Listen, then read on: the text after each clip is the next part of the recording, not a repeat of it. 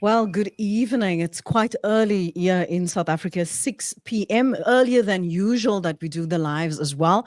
But it's really necessary to have this conversation right now. We were talking the last week and a half about the executive order that the US President Donald Trump issued regarding South Africa, and also this invitation for white Afrikaners to apply for refugee status and to find themselves or their way then to the United States. And there's been a lot of talk. We've spoken about the tensions in South Africa, that there is growing polarity, and what are we to do? Where do we start this conversation? Do we have any inputs that we can make? So a group of white Christian leaders in South Africa have now come forward, and they've spoken about what they are convicted by, about what was said and claimed by Donald Trump. And we are privileged to now talk to two of those signatories on that letter, statement. I'm sure that Kobus will be able to give us perspective on that. Kobus van Wijngaard is Associate Professor of Systematic Theology at UNISA and an ordained minister of the Dutch Reformed Church. I believe it was your initiative. Kobus, welcome to Amplify with Lynette. Good evening. Good evening, Lynette. And no, it was actually Craig that started it. So I can't take that credit. We were both involved quite early on, but Craig is really the one that initiated the process. I think so. Well, those Craig, first few moments, Craig can tell us about that. Yes, I'm intrigued how it started, and were you in any way conflicted, Craig? What made it necessary to draft this and start this initiative? I mean, starting it sounds glorious. It was a WhatsApp.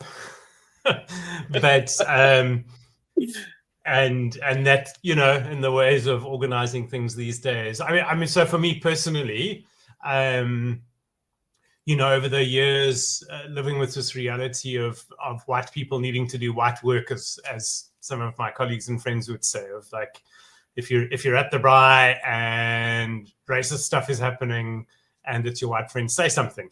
You know, if people are wondering, what should we do? Don't leave it to the black people to say something. Say something. Like, don't leave black people to carry the burden of addressing the racism of other white people.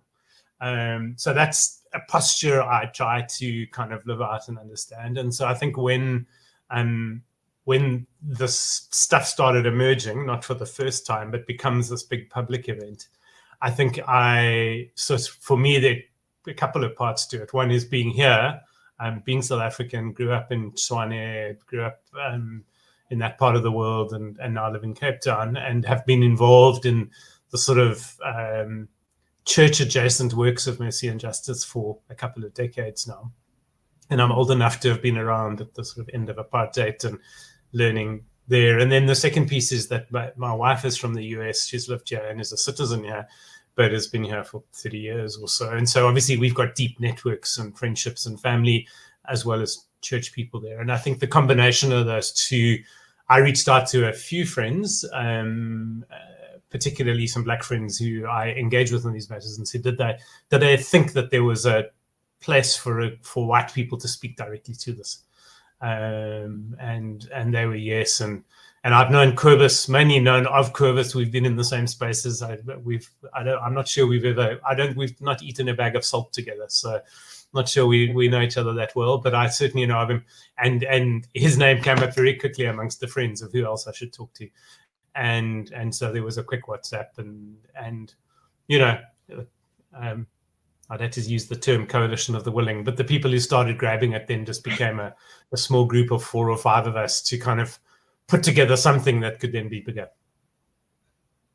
I think what I've noticed and picked up as well was that there were a lot of emotions and a lot of reactions of Black South Africans, but almost feeling like out of place. Should we say something? It's expected of Black people to have a response, but who will remain quiet? It actually took me back to when we started prior to 1994, even those other talks. about whether South Africans, white South Africans in particular, should have discussions or reach out to the ANC that were in exile at that time. So there was a lot of conflicting emotions and a lot of conflicting views at that time. Surely now we've got a democracy. It is a little bit easier. Was it that easy to put it out there, Craig?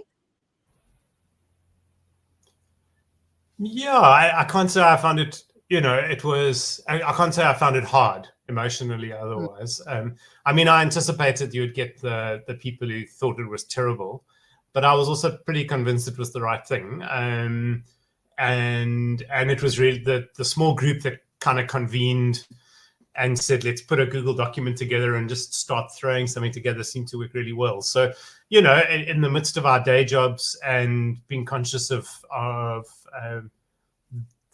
time and energy, that took a little bit of complication. But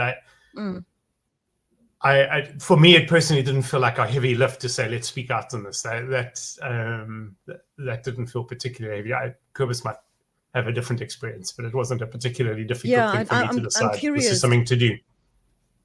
Yeah. Kobus, what persuaded you? Why did you lend your voice to this, your signature to this?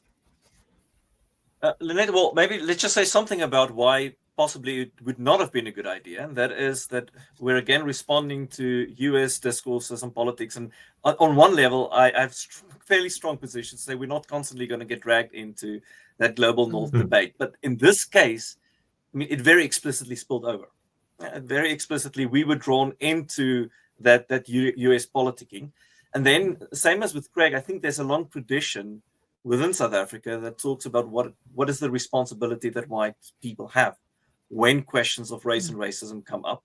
So it wasn't a spur of the moment thing. I think it's something that came out of a long formation process that, well, frankly, go back to before I was born, where these things were grappled with, and we learned from others over years to say what would the responsible thing to do when something like this come up.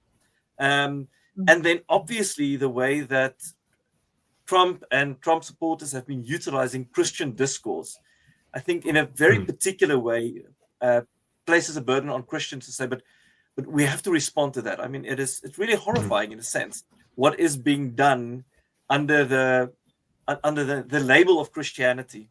It's an interpretation of Jesus that just doesn't. I mean, it goes fundamentally against the gospel. Let me put it blatantly. If we start making it ridiculous when people talk about caring for vulnerable people, I mean, that is fundamentally opposed to the gospel. So in a sense, that Christian rhetoric that is being utilized also placed the burden on us to say, but we have to respond to this as Christians specifically. So, but how do we then read the gospel? How do we understand Jesus? And in ways that respond to the questions that are being put on the table and the context that we are in. So not a lot of tension around putting it out there. I didn't fear, it wasn't the experience of fearing it. I think on the contrary, in the end, the response was overwhelmingly positive. That's my experience over the last, what is it now, 36 hours or something. So I imagine you're all sitting in this WhatsApp group that was created. Give us some insight into the discussion prior to publishing this. I mean, it quite quickly moved into a Google document. I'm not much of a writer. The rest of the group are sort of filled with nice, deep theological academics. I'm more of an activist practitioner. But I did sort of throw some words on a piece of paper and say, let's start from there. And then the conversation became more what's going to be helpful. I think some of, and this is me sort of bouncing off memory, a lot of the comments have been ticked yes and moved on. But I think, some of the dynamics to converse about was things like, I suppose, are we critiquing the withdrawal of aid when we're already critical of the presence of aid? And so is that the fundamental? What is the particular allegation of what's untrue or what's a falsehood? And how do we specifically name that? And certainly for me, that's a bigger part of the dialogue than necessarily the aid, because I think there's legitimate critique and engagement around the presence of aid. And so what is the falsehood, and how is it named, and how is it undergirded? Getting that right. And then some of the conversations around, and Kubis has already addressed this, locating it as a Christian response. I, for one, don't think we're representing, well, quite honestly, we're not representing anyone other than the four or five of us who put it, but we're not trying to represent the Church of South Africa or all white people in South Africa. But for me, I think one of the things that emerges, we do want to make it clear that there are white Christians in South Africa who are fundamentally opposed to the way in which this has been named and described and owned. So maybe let's talk about Kubis, about some of those falsehoods that you flagged in that discussion. So, Lynette, I think it's been obviously this didn't start in the last week. I mean, it's for many years now, there's been narratives around violence and race in South Africa that have been utilized globally in order to reinforce a particular politic. This has been going back for years.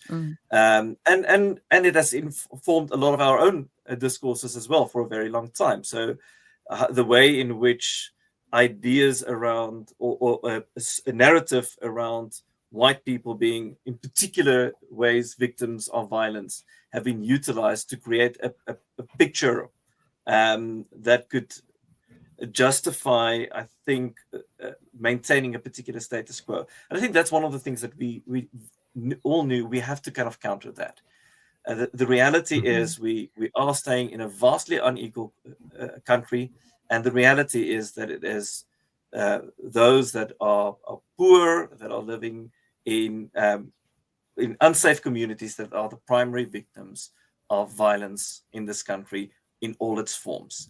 And that, given our history of colonialism and apartheid, those people are predominantly not white, predominantly Black South Africans, and that has to be said because of what is being done with that narrative globally. So I think that is definitely one part of it.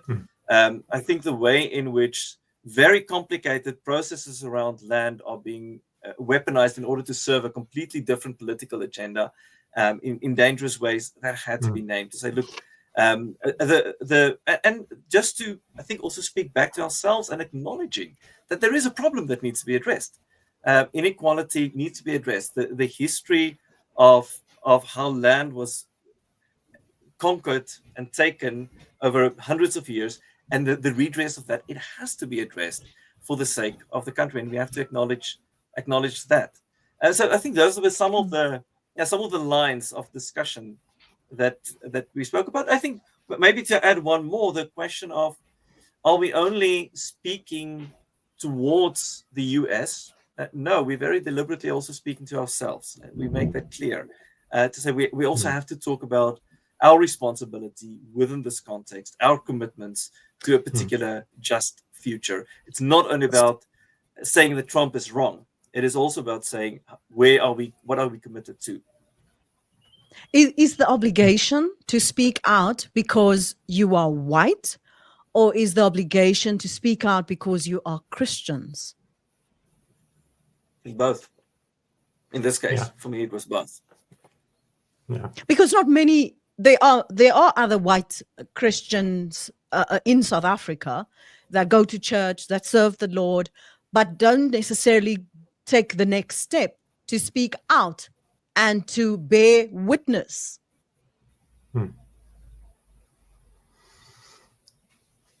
Yeah, I mean, in the end, the church is a broad church, to put it that way. I mean, so people don't respond to their faith in the same ways. I think within our context, there is a very long tradition of church-based activism, of churches participating or trying to participate constructively within public discourses. So this is not new. This is not strange. These are things that have been done repeatedly. There's a long history of that. In the response to this document, many people referred back to it, said we remember other instances where the church also responded and tried to give words how do we better understand what is happening? So it is in that sense a traditioned exercise. It doesn't fall out of the blue, doesn't come out of the sky. It is taking up what we've been given and asking, what does that mean now in this particular situation that we're confronted with? But you'd also acknowledge that there has been a time when the church in particular, the broad church in particular, and religious leaders were accused of remaining silent when there was so much corruption and misappropriation and absolute vindictiveness going on. And this is in that context where I'm asking myself, has the church, or you in particular, those who have come forward and have signed that statement, is there a realization that we can no longer remain silent? What created this push right now when we've had the Zuma era, we had the Guptas, we've had all of that in our history, and now you say this? I'm trying to understand, because that is definitely the criticism of many others that also identify as white and Christians, right, Craig? So, I think there's a legitimate comment there. I'm not necessarily sure that this moment is as significant as that. But I think for me, there are a couple of pieces to this. One is we sometimes look back on the pre-1994 period and the apartheid period and the prophetic witness of the church, and we forget the compliance and silence of the church. So I've got friends who forget that they were pretty happy to not say anything about apartheid, and now will celebrate the prophetic witness of the church during apartheid. And I think that's one of our unacknowledged pieces of work that needs to be done. But then quite a bit of the society, but let's specifically take the church and maybe the prophetic church in particular, I think in 1994 breathed a sigh of relief and thought, well, now we can go back to being a country club that prays on Sundays. And we don't have to do anything anymore. And some of the very prophetic voices got pulled into places like government and business. And I think we lost a generation. I think I would frame, certainly in my own personal experience, I would frame the journey through this last decade or 15 years of there being many places where we were learning to find our voice.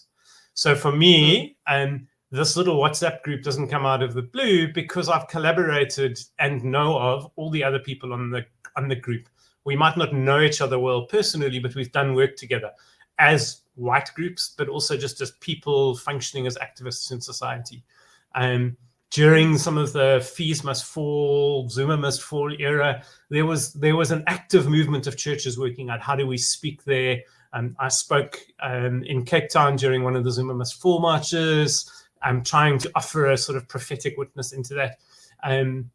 And those things didn't get particular traction, and time will tell whether this is a thing that helps. But I do think there's this emergence of that. And I think what I'd be interested in Kobus's reflection on this, something that I felt quite strongly for as I started using my WhatsApp group. So I'm fairly old, but I chose to not pursue the people who are a decade older than me, who were church leaders during apartheid and still hold very significant roles. I chose to pursue those who are my age and younger than me, feeling that there was somewhere there that this thing needed to come out of. All of those older people have started signing the document, but I think I would say that you're right. On the one hand, it's been hidden, but I would say it's been finding its muscle in the face of other forms of Christianity that are very dominant and pushy in their ways, and finding this prophetic muscle again, both in terms of the people and their ability to organize and the relationships of trust that need to exist for something like this to turn around reasonably quickly and be put out there. I don't mean any disrespect by referencing the WhatsApp group. It's No just, disrespect. remember, we chat and we say, oh, same WhatsApp group, and you know what to expect. Just to come back to some of the things that you said, Quibus, and I want to allow you to share your thoughts about this, because it can easily be misconstrued that you are saying that there is no racial victimization, because that's one of the stuff that was the undertone of that executive order, that white people are oppressed and are victims, and this is a way for them then come to the United States. And the aid and everything else was consequently stopped because this has not been addressed. What are we saying here to those that don't necessarily support Christianity or doesn't identify as believers? What are we saying with regards to how white people are treated in South Africa? Do you two white men feel marginalized? Do you feel that you've been discriminated against? Do you feel victimized? Because those are some of the, Craig, those are some of the concerns and experiences that members of Afriforum and others, that they would tell you, but you're not in my shoes. So I want the world to hear, what is Quibus, what is Craig's experience of that? I've spoken, I'll let Quibus Quibus answer. But I do have a view. I want to take the question. I mean, it's easy to just say a quick no, right? It's like laugh a bit and go on. But let me try and take the question seriously for a moment, because let's face it, that in South Africa, people, white people as well, have different experiences. My experience is one of long-term being embedded in a neighborhood and a church and a work environment and a community that are extremely diverse, where the people that are my closest friends are often Black, where over a very long time I was formed into becoming part of a kind of community where I don't feel victimized, I don't feel marginalized, I feel that I am part of a very difficult, often very difficult process of working through a complicated past, and we don't deny it, we don't try to silence it, it is there, but we are doing it together. I think, unfortunately, there are a lot of spaces still and where it is possible to be white in South Africa and be completely disconnected from a broader community.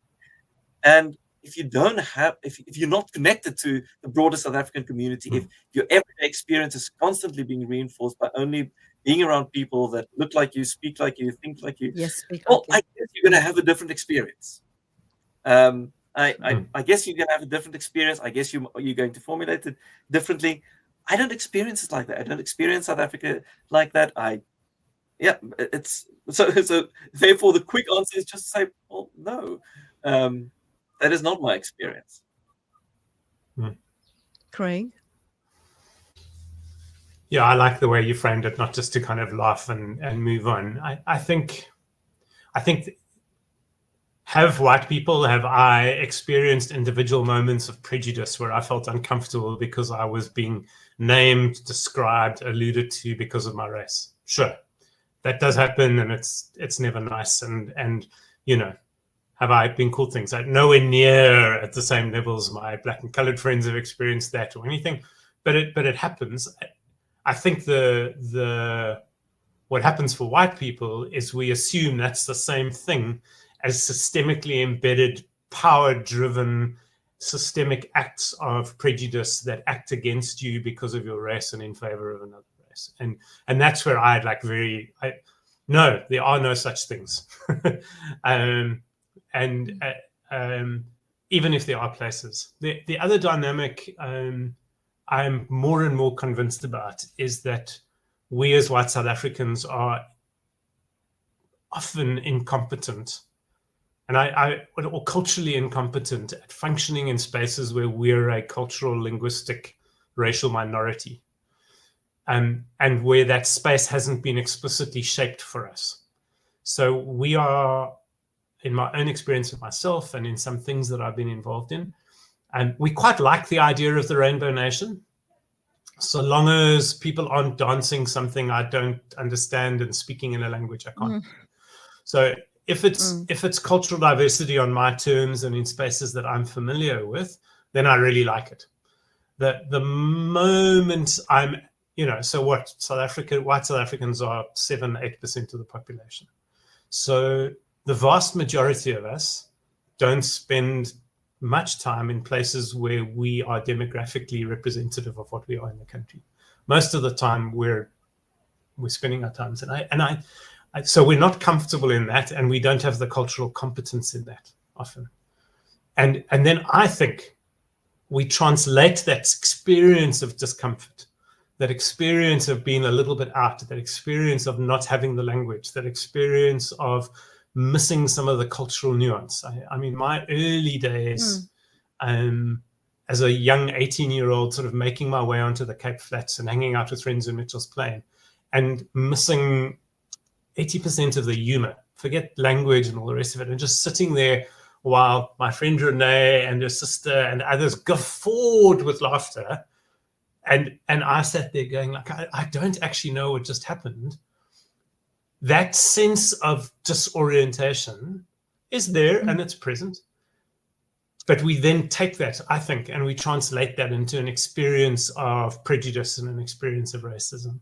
And then we can't get jobs as easily because we live in a place where the vast majority of people don't get jobs. And we interpret that through the lens of, but my father and my grandfather, they all got jobs. So it must be because I'm white. As opposed to, no, I'm not just a normal part of this population.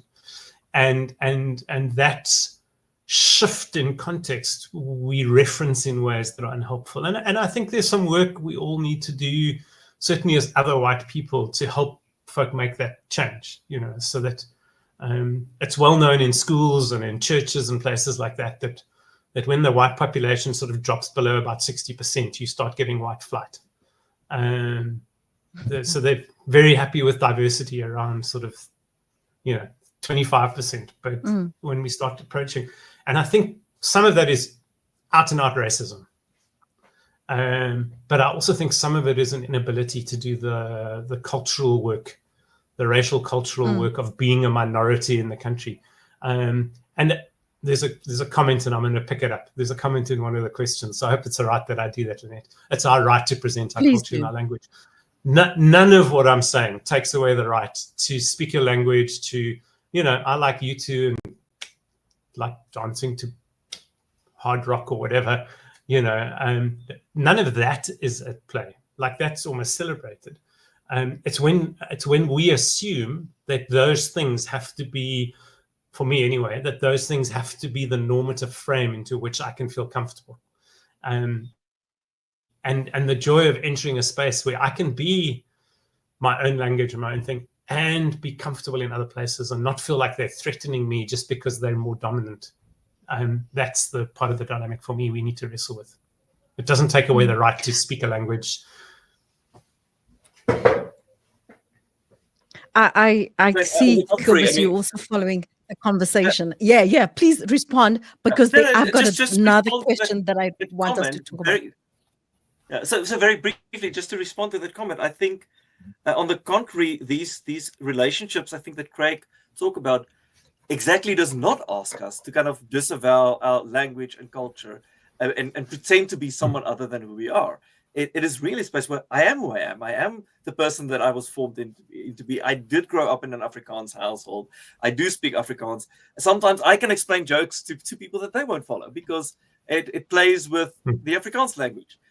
So it's not about not speaking my language, but it is about the excitement and the joy of being in places where we can actually move across these cultural, linguistic, racial groups and just kind of become something more. So I don't think the idea that just because I'm part of something bigger means I need to disavow who I am. I don't think that's how it works. I want both of you, but maybe I want to start with you, Kobus.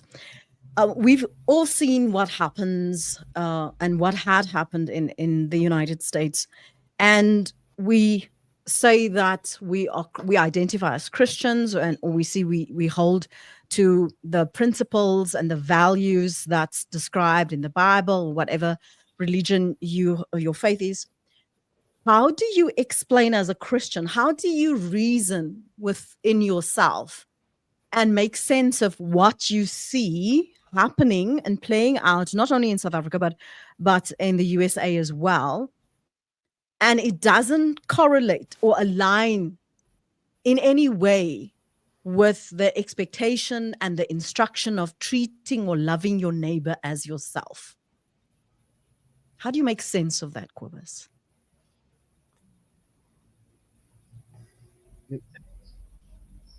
Net, that too probably is not a new thing. I mean, we interpret moral traditions, religious traditions in vastly different ways. We sometimes, when we teach students, we tell them that you will find that people have a little Bible within their Bible. So they're not reading all of it. They're reading certain parts of it, and it's the parts that resonate with who they are. So they really just read it in ways that reinforces what they are already comfortable with.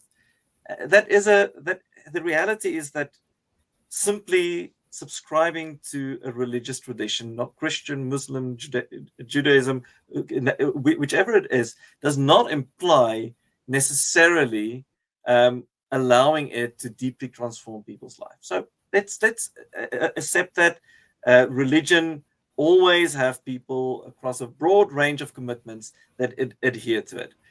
I think we must, however, also acknowledge that for Christianity specifically, which is the only one that I can speak about, there has been a centuries-long project of forming a kind of Christianity that will be more comfortable to those that are in power. Christianity came alongside those that were in power, not only in colonialism, but in colonialism as well in a very particular way.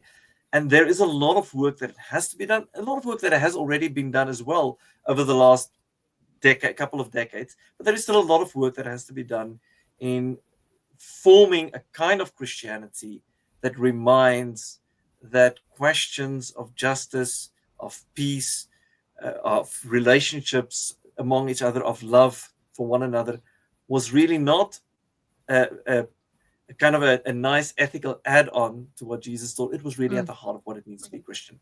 It was about a way of life. It is about a way of life at heart. But Christianity has formed, there were kinds of Christianity that shifted that to the edge. And there's work that those of us that are in positions of teaching theology, of leading churches, just have to do to say, how do we realign our understanding of Christianity with something that picks up those core values at the heart of, just, if I can throw in the Bible one time during the show, at the heart of Jesus' inaugural sermon in Luke, which was the scripture that many churches read 2-3 weeks ago, but really where Jesus starts out and say, well, this is what I'm here for.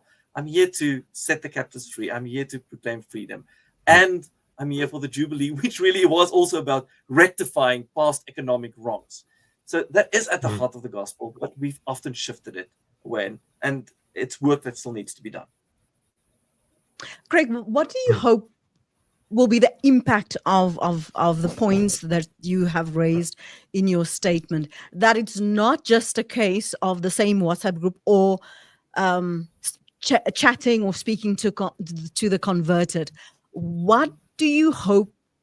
Where will this go? Because I'm thinking, yes, sure, it's great. We're talking about this now. We're doing introspection. We're hoping that there are other faith communities that say or look within and say, maybe we should speak up. Maybe we should join these white Christian men saying, well, we cannot allow these things to just be said and not challenge it. What are you hoping for this to be? Sure. I don't know, if I'm really honest. Thank you for your honesty.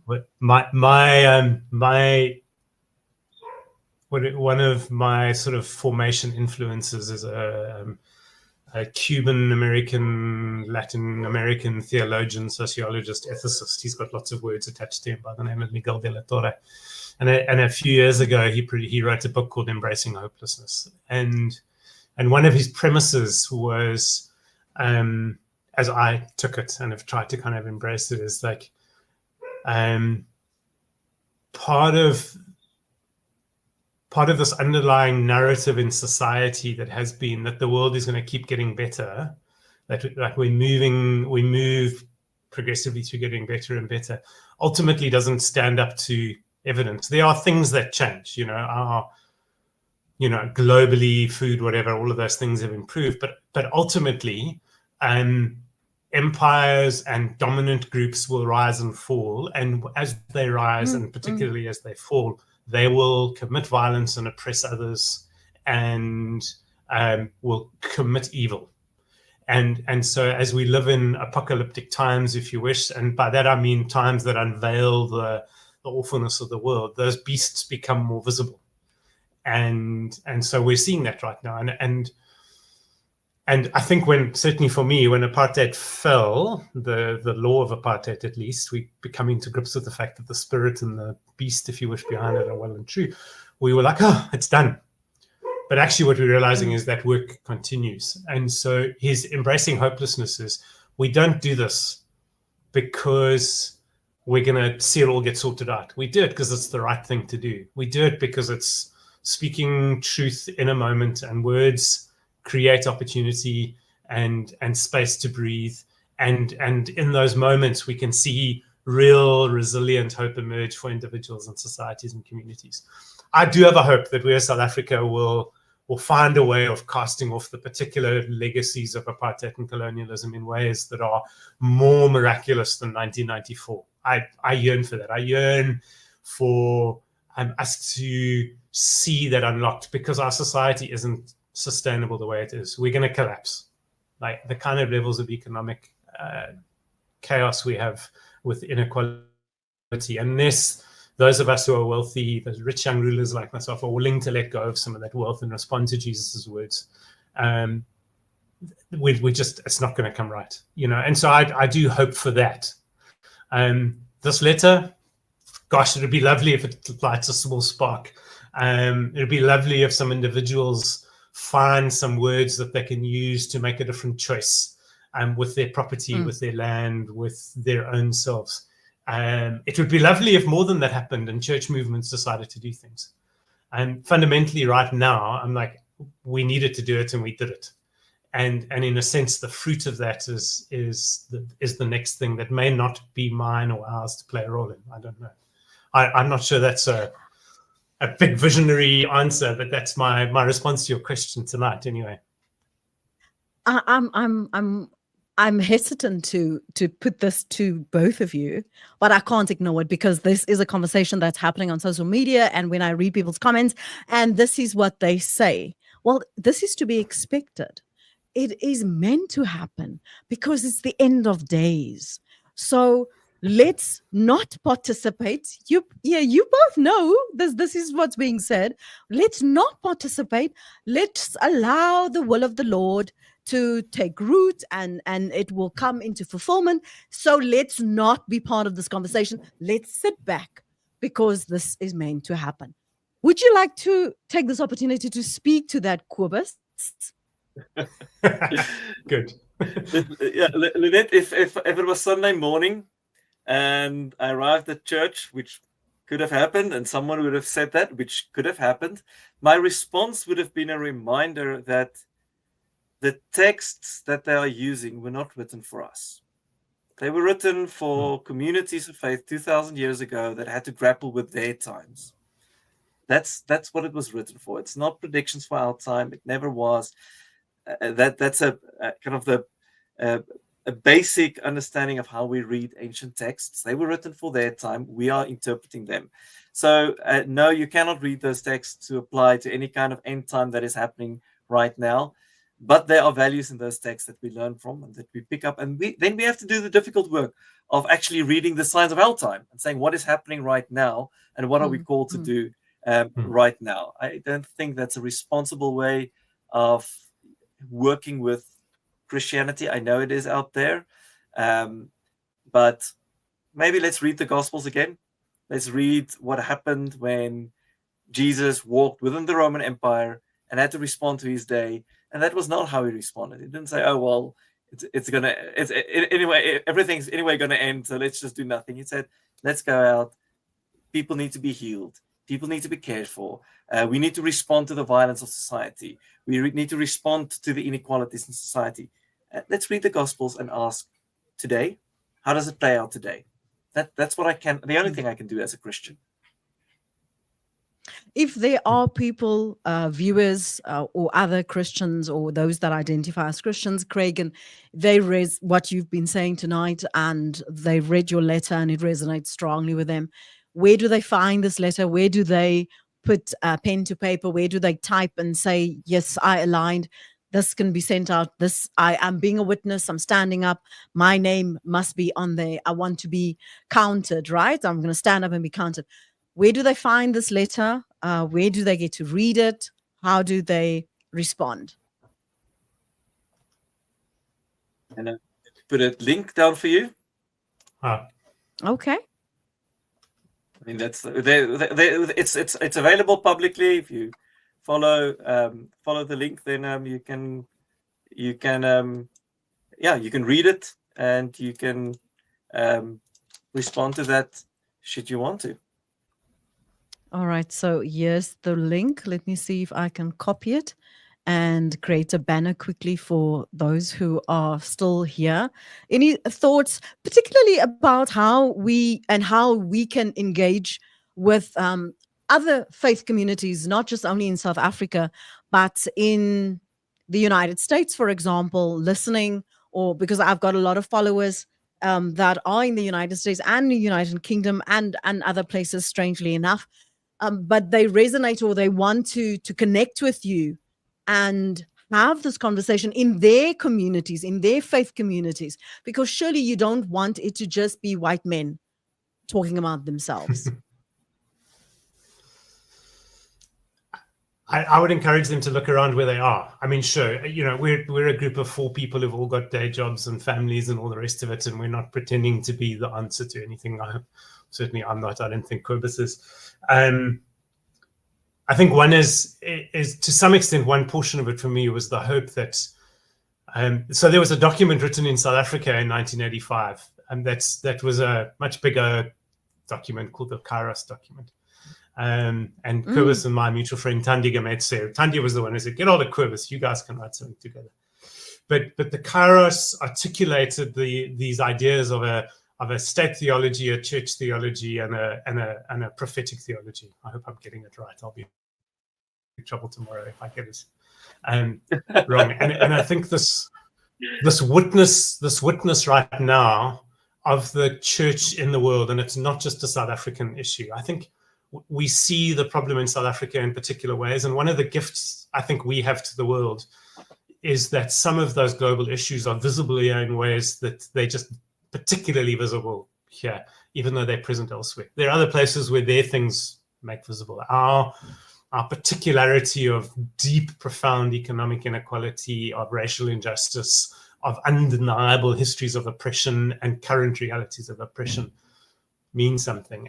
And so what does it mean to not be the church that just sustains itself as a country club, the church here, or the church that is simply chaplain to the powerful, the state theology, but is one that does the work of saying, what is the work of the gospel, the bearing witness that does all those things Cobus spoke about. And what I will say is, in every time and place, there are people doing that work, always. When King Leopold of Belgium was causing carnage and annihilating more people than Hitler killed in Europe in what was then the Belgian Congo, it could seem that nobody was talking, but there were prophets speaking. And so I would say to them, find those people. They're out there. They're responding to things. They're often on the edges. They're often on the margins. They're the one that often your pastor says you shouldn't listen to. But sometimes it's your pastor because the talk show radio host is the one saying, don't listen to your pastor. This is what you should be listening to. I think that's particularly true. And so that's what I would encourage people is find the people that are doing the work on the edges. whether they are Christians or not. I suppose, as you named it, as like, what about people outside faith? I think there are always people saying, what's this different world we're hoping for?